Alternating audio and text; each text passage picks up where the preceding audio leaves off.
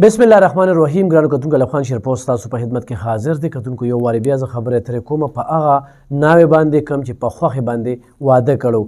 ډېر خلک په دې باندې په مختلفو انګلو کې ویډیوګانې جوړي. څوک چې دغه موقع ته راغلي دي ویډیوګانې جوړې کړي دي دا ایشو یې چوته کړې ده صحیح ده.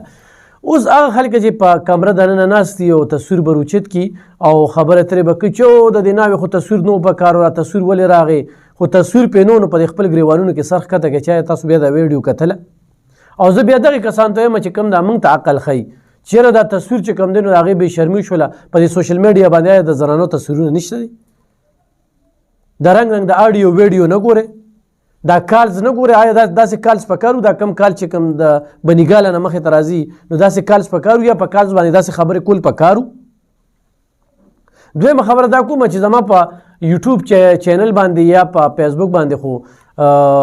څه اشتهار هم نشته دی. په هغې خو لا خلکو مو نه کتله، ستاسو په هغې خو 10 لکه 15 لکه 8 لکه خلکو کتله. یو خو د ویوز اخیستو دپاره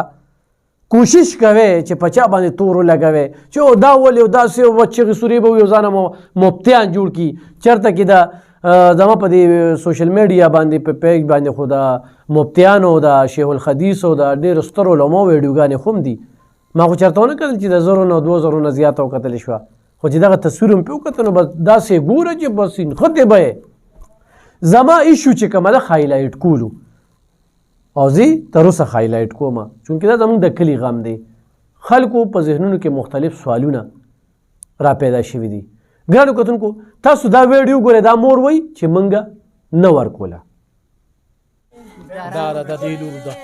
د مور ده مور دا لور تا ورکړې وه؟ دا لور ما نه ورکوله او د لور مې وی زما خوښ دی نو بس ما ویم ښځه چې تا خوښ دی نو بس پلار یې وي زه یې نه ورکومه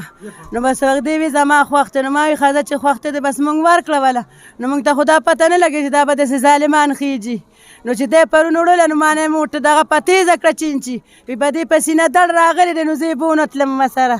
وي دړ پرې راغلی دی نو چې موږ والا بیګا لاړو وي ښار ته یې وړه چې ښار ته لاړم نو وي یا ویړه نو وي اوس به دا دی وي یا جوړه ده وي نو سارې راپسې رنګ وکړو نو وي هغه مړه را موبایل یې بندې کړې وي پرون نه موبایل یې بندې کړې وي موبایل یې بندې وي.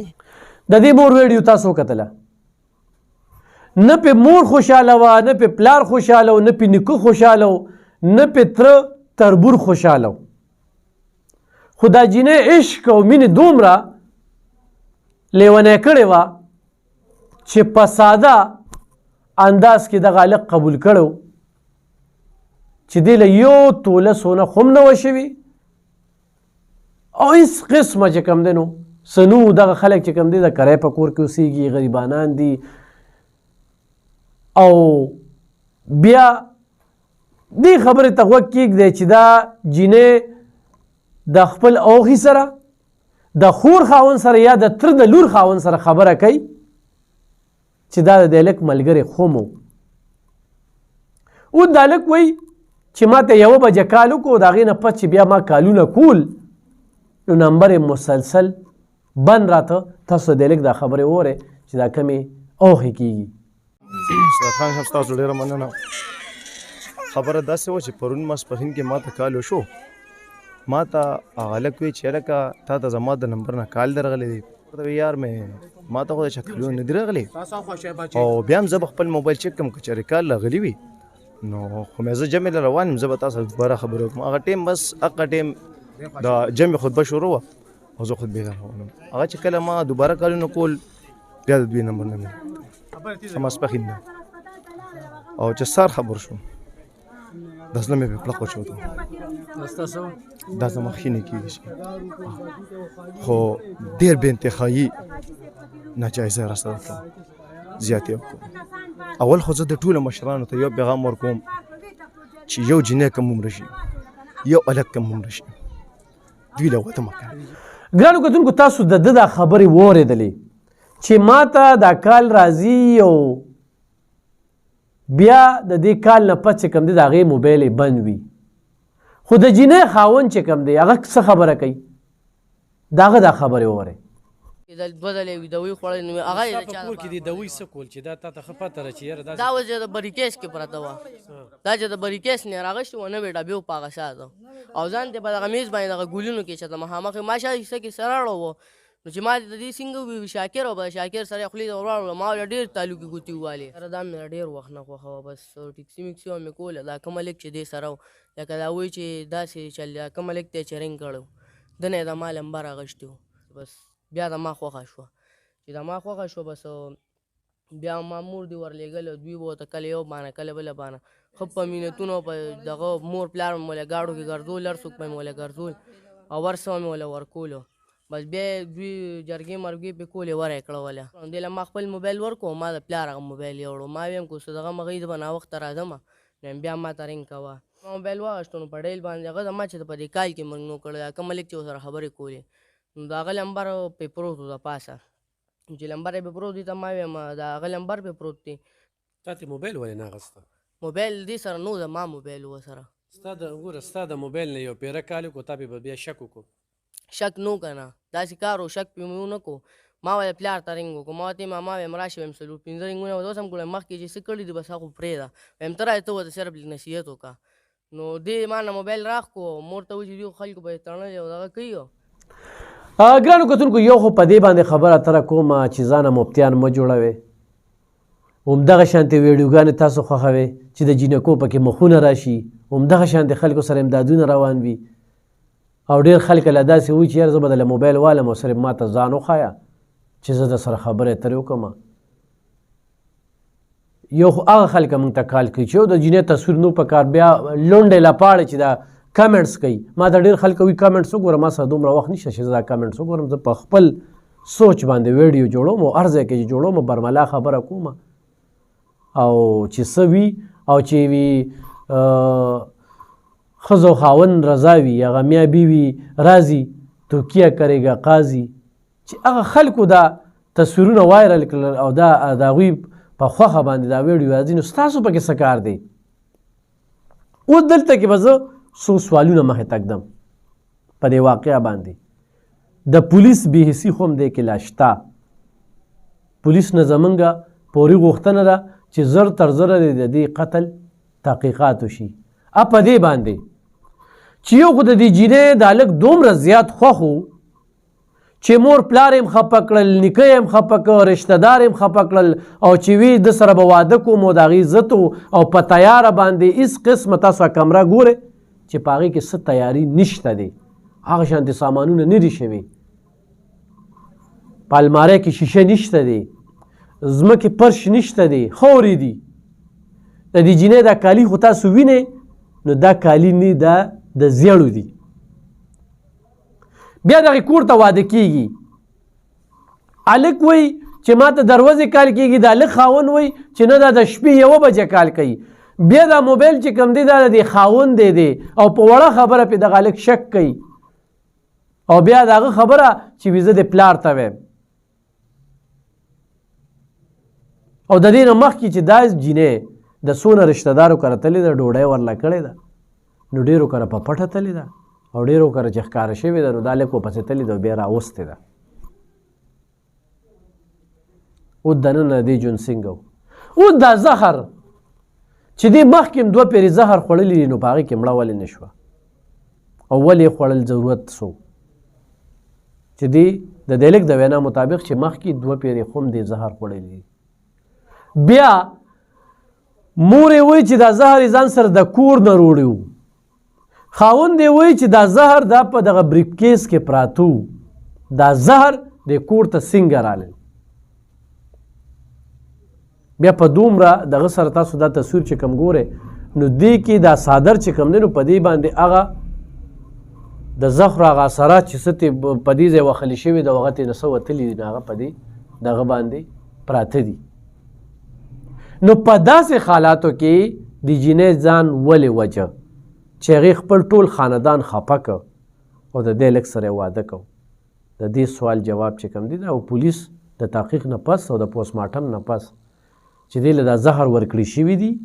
دا زهر دې خوړلي دي دې له په مرۍ باندې غلي شوي دي قبل از وخت موږ قسم قسم تبصرې او قسم قسم خبرې ترې کوو خو دې وخت کې د پولیس چې کوم دی نو لا هېڅ قسمه کردار په دې کې په نظر نه راځي او داسې ده چې دا فایل بندیږي او دا مرګ چې کوم دی نو دا مخ په وړاندې نه ځي نو لا تر اوسه چې کوم دی د دې لټون نه دی شوي چې دا چا ولې په څه څنګه د دې سوالونو جواب لا نه دی میلو. د مور خبره تاسو وکتله چې موږ نه ورکوله، هغه لږ خبره چې 1 بجه راته کال شو، د جینۍ د خاوند خبره چې د شپې کال شو. او بیا زه دا خبره کوم چې موږ په ښځو باندې په دونه وړو وړو خبرو باندې شکونه کوو، نو نه په ځان اعتماد شته نه په بل اعتماد کوو. او شکمن سړي سره ژوند تېرول دا هم ډېر ګران وي. او بیا چې دومره په مینه محبت باندې واده کیږي نو د هغې نه پس دغه شانتې خبرې مخې ته څنګه راځي. نو داسې هېڅ قسمه خبره نشته چې موږ د جینۍ د چا سره تعلق و. ما د قسم قسم خلکو خبرې وکتلې چې د جینۍ د یو سره تعلق و، د بل سره تعلق و. موږ هم په دې علاقه کې ژوند کوو، په دغه کلي کې موږ هم یو، په دې کې موږ هم میشت یو. نو بې ځایه قبل از وخت په چا باندې تورونه مه لګوئ، څوک مه بدناموئ. او زه دغه لنډو لپاړو ته وایم چې تصویرونه مې بیا ورکړل. د دې تصویرونو په وجه تاسو دا ویډیو ګورئ، ګینې داسې تاسو ویډیو ونه ګورئ. او د داسې تصویرونو په وجه باندې زمونږ هم څه میسج لږ زیاتو خلکو ته لاړ شي چې یو کم عمره خلکو له کم عمره بچی مه واده کوئ، کم عمره هلک له واده مه کوئ چې هغه په کور کې خپله فیصله نشي قایمولی. بله خبره دا ده چې د مرګ په داسې حالاتو کې تاسو له قانون اسلام اجازت نه درکوي. بس ښه خبره دا ده چې پرېږده، بل نور مې د سر ژوند نه تېرېږي، دا نورو خلکو ته هم وایم. خو چېرې ستاسو د ښځو سره داسې روانې وي نو د وجلو مو ورسره کار نشته، پرېږدې پلار لی ورولېږې چې دا لور موالی بس مبارک هم شه. دا خبرې دي. په علاقه کې جرګه وي، په علاقه کې مشران وي، مخکې خو چېرته داسې خبرې رانهلې، خو په یو ورځ کې یکدم چې کوم دی جینۍ زهر واچو وخوړل. نو دا ډېر سوالونه دې پرېښي دي. غلطي کوم ځای کې ده؟ هغه غلطي مخې ته راوستل دي. موږ درته دواړه اړخونه وښودل،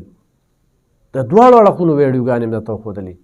څومره چې اوس دا پاټی باس کوي نو سوالونه به روزي. او په ډېرو ویډیوګانو کې چې کوم دی مختلف خبرې د هلک د کور نه مخې ته راځي او د هغوی د خبرو نه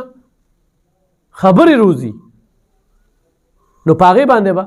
خبرې اترې کوو. خو دا خو موږ دغې خلکو دپاره چې تصویر ولې لاړو، تصویر ولې راړو، تصویر څنګه راړو، تصویر داسې راړو. دا د مینې وادو ښه، دا عشق و، دا د عشق انتخاب وه چې جینۍ دې کې خط کړو چې خپل ټول خاندان یې خفه کړو وي دا لږ په کوم. او بیا تا به کتلي دا مور خبرې چې دا لږ به ولې د شپې ورته و، دا به هلته کې ته خو دا نه خواسته چې داسې واقعه را نه شي. نو موږ زر واده وکړو. د هلک مور چې کومه خبره کوي د هغې خبرې هم تاسو اورېدلې وي. نو دې کې مړه شوه بس او قبر ته لاړه که نه. د دې دا اوس په دې سوشل میډیا باندې د دې څلورو اداکارانو دا تصویرونه چې راځي ګورئ